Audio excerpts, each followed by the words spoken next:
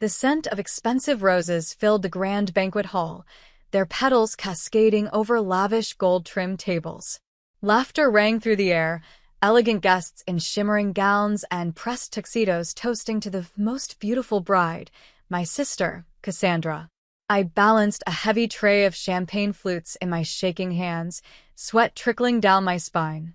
The shimmering crystal glasses clinked as I weaved through the sea of guests, careful not to spill a single drop. My mother's sharp voice cut through the festive air. "Faster, Lily. You're embarrassing me." I bit my lip and nodded, fighting the sting behind my eyes. It wasn't enough that Cassandra was having the wedding of the century, with every luxury money could buy. It wasn't enough that my parents had spent their entire fortune making sure she married into an even wealthier family. No, what truly drove the knife in deeper was that they had forced me to work at my own sister's wedding, like some unpaid servant. The humiliation burned in my chest. "You will never be successful like your sister," Cassandra had sneered earlier that day, her expensive lace veil trailing behind her as she glanced at me in my simple, worn-out dress. "You were born to serve, Lily, not to be celebrated." Her words replayed in my mind, twisting like a cruel echo. And as I stood there, dodging guests who barely spared me a glance, I clenched my fists. But what none of them knew, what none of them even suspected, was that my life was about to change forever. The grand entrance doors swung open, and a sudden hush fell over the room. All eyes turned toward the tall, striking man standing at the threshold. A hushed murmur rippled through the crowd. "Who is that?" someone whispered. Dressed in a tailored black suit that looked like it cost more than the entire wedding venue, his presence was undeniable. He exuded power, an aura of quiet command that made even the wealthiest guests in the room shift uncomfortably. My heart lurched in my chest. It was him, my husband, the man I had married in secret, the man my family had no idea about. Cassandra, oblivious to my connection with the mysterious guest, smirked as she approached me. "Lily, make sure you serve that man well. He looks important. Maybe if you're lucky, he'll tip you enough to buy a real dress." She tossed her hair and laughed, turning back toward her new husband. I inhaled sharply, my hands trembling as I set the tray down. The weight of my family's mockery, their endless taunts, had burdened me for years. But now, standing here, I felt something stir within me. A shift. A reckoning. I lifted my chin as my husband's piercing gaze met mine across the room. A slow, knowing smile spread across his lips as he began walking toward me. And the moment he opened his mouth to speak, the entire wedding came to a standstill. "Excuse me," his deep, rich voice rang through the hall, commanding absolute attention. "Why is my wife serving drinks at this event?" Gasps erupted from every corner of the room. The tray in my hands nearly slipped. My mother's face drained of color.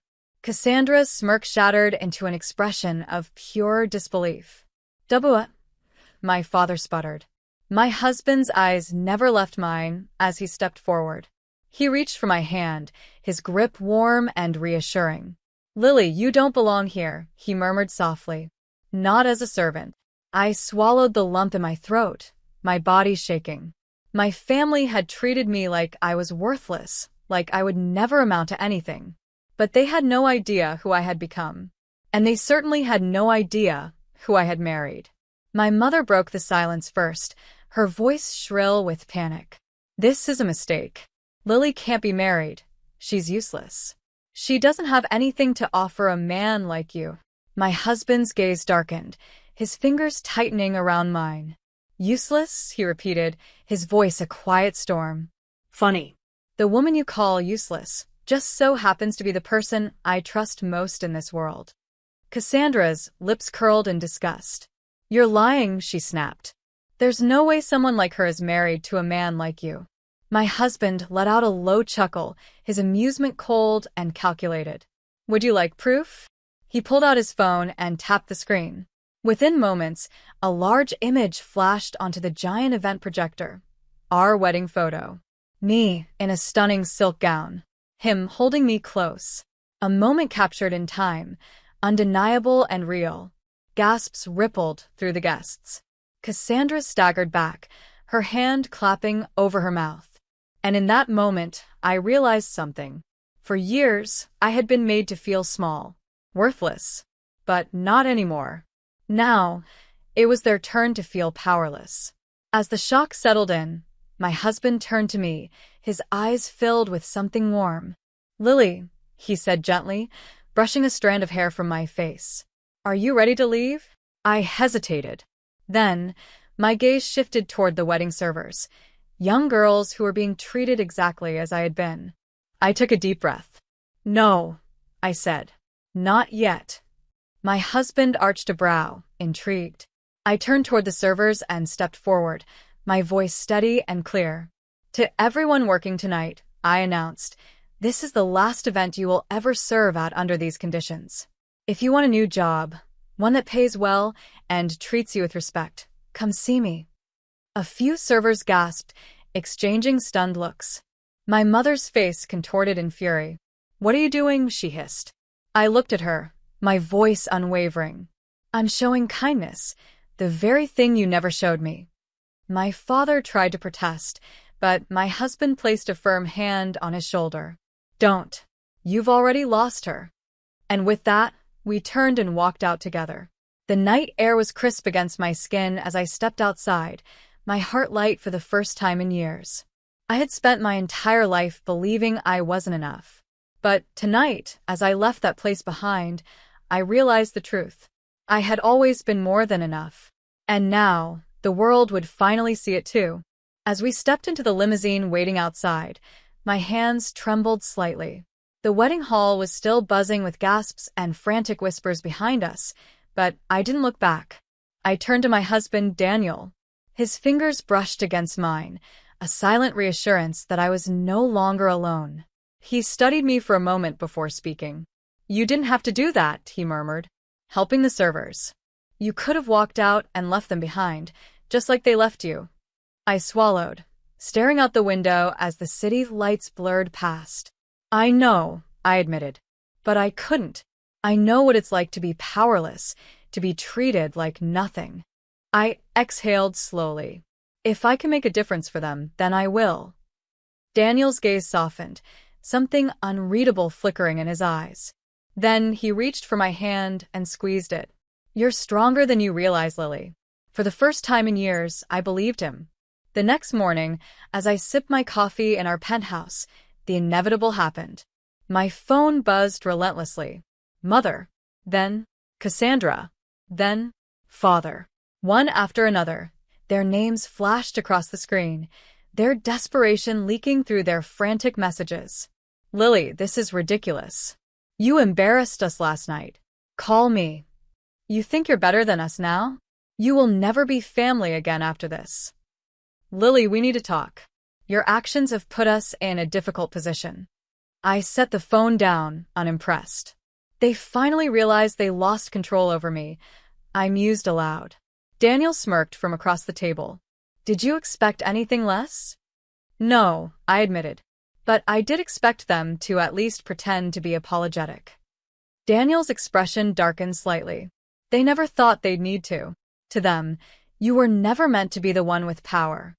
I sighed, rubbing my temples. I should have felt triumphant, but all I felt was exhausted. And then the next message came, from an unknown number. "You think your rich husband makes you untouchable? Watch what happens next." A chill ran down my spine. Cassandra. And she wasn't done playing games. The next few days passed in a blur of luxury and peace, until it all came crashing down. Daniel had been away at a business meeting when I decided to visit a charity event downtown. I had begun working on a foundation to help young women gain financial independence, something I wished I had growing up. But as I stepped out of the venue, the world around me tilted. A black SUV screeched to a halt in front of me, and before I could react, two men in dark suits grabbed me. A cloth pressed against my mouth, chemicals filling my lungs. And then, darkness. I awoke in a dimly lit warehouse, the scent of oil and dust heavy in the air. My hands were tied behind my back, my ankles bound. And standing in front of me, arms crossed, was Cassandra. "You just had to humiliate me, didn't you?" she spat, her perfect features twisted in rage. I swallowed hard, my head still spinning. "This is insane, Cassandra," I rasped. "You had the perfect wedding. What more do you want?" Her eyes blazed. "You ruined everything," she seethed. "Do you know what people are saying? How you overshadowed me on my own wedding day." I stared at her in disbelief. "You kidnapped me because of your ego?" She leaned in, her breath hot against my face. "I kidnapped you," she whispered, "because I refused to let you win." And with that, she stepped back and turned to the men standing in the shadows. "Make sure she suffers." A cruel smile curled on her lips. "But don't kill her yet." I had always known Cassandra was cruel. But this was beyond anything I had ever imagined. Panic clawed at my chest, but I forced myself to remain calm. Daniel would come for me. I knew he would. But I couldn't just wait. I needed to get out. My fingers worked frantically at the knots binding my wrists, my mind racing. I had survived years of being treated like nothing. I had endured humiliation, pain, betrayal. And I had fought my way out. I would not let Cassandra win this time.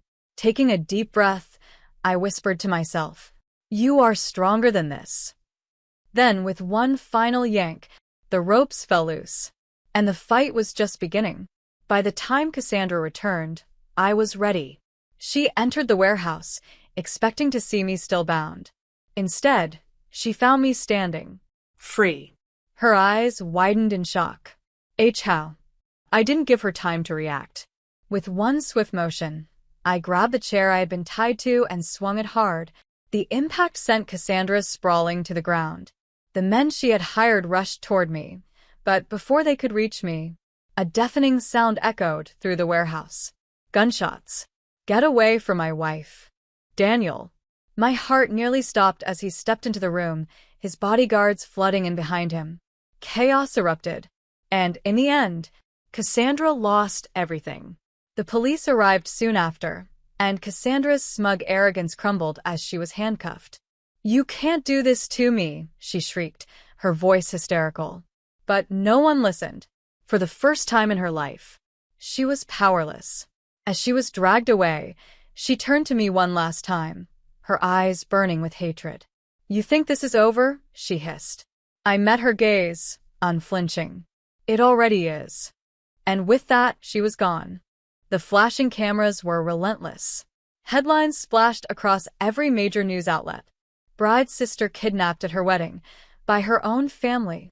Socialite Cassandra Royce arrested. Wedding scandal shakes high society.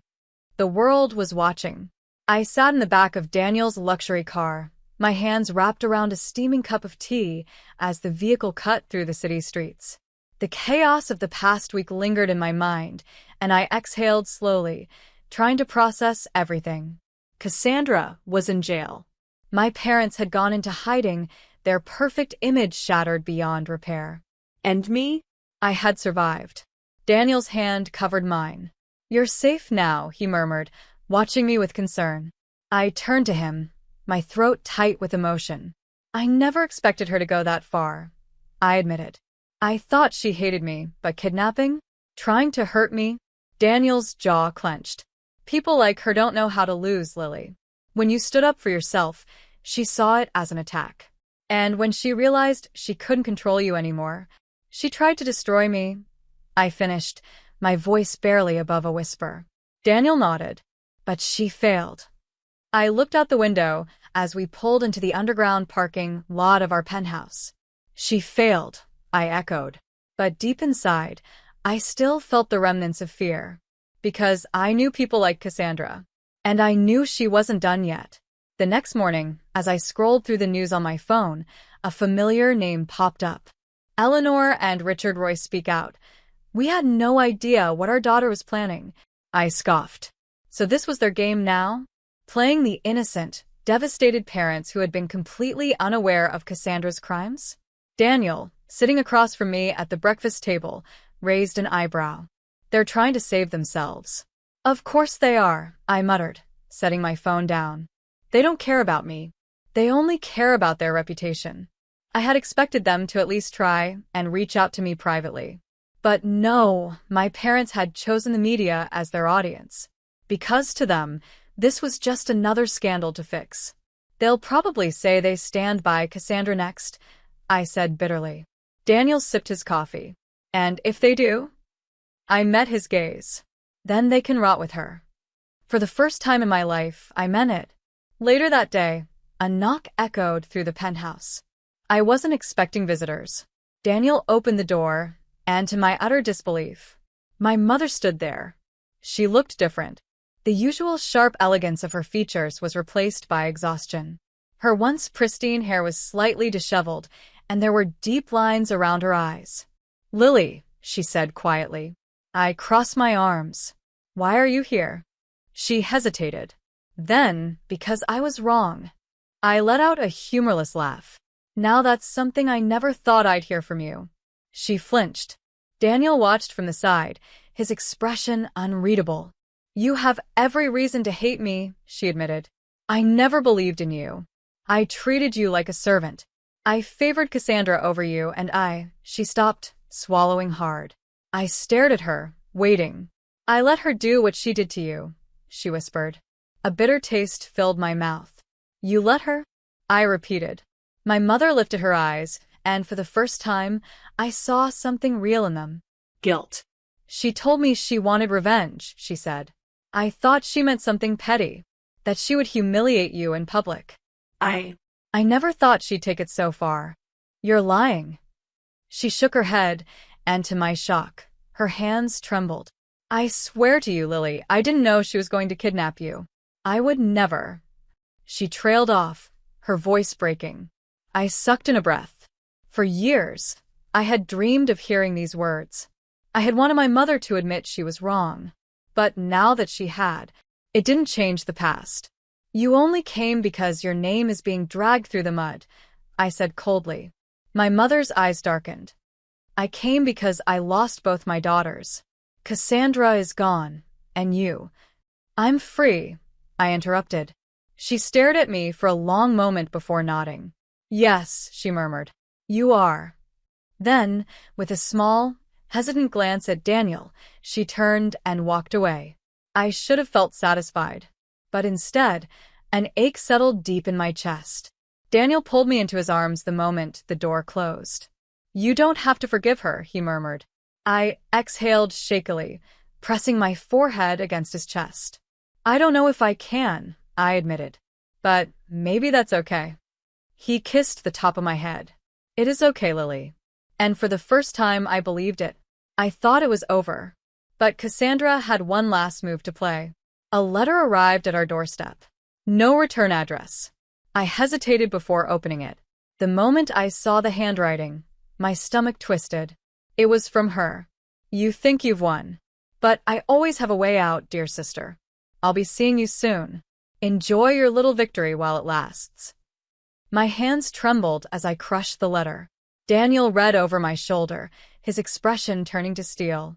"She's still dangerous," he murmured. I met his gaze. "Then we'll be ready." Because I wasn't the same Lily anymore. And Cassandra? She no longer had control over me. Months passed. Cassandra remained in prison, but I never let my guard down. My foundation flourished, growing into something bigger than I had ever imagined. Women who had been overlooked, mistreated, and belittled were given a fresh start, just like I had always dreamed. Daniel stood by my side every step of the way, and with every challenge, I grew stronger. One day, as we walked through the bustling Foundation headquarters, he squeezed my hand. "You did this," he said softly. "Not because of revenge, not because of them, but because you wanted to help others." I smiled, warmth filling my heart. "Maybe that's the best kind of victory," I murmured. Daniel kissed me, slow and deep. And, for the first time in my life, I knew I had finally won. The past would always be there, but it no longer defined me. Cassandra would one day get out of prison, but I wasn't afraid anymore, because I had built something greater. A legacy, a new life. And as I stood at the top of the city, looking out over everything I had built, I knew I was finally free.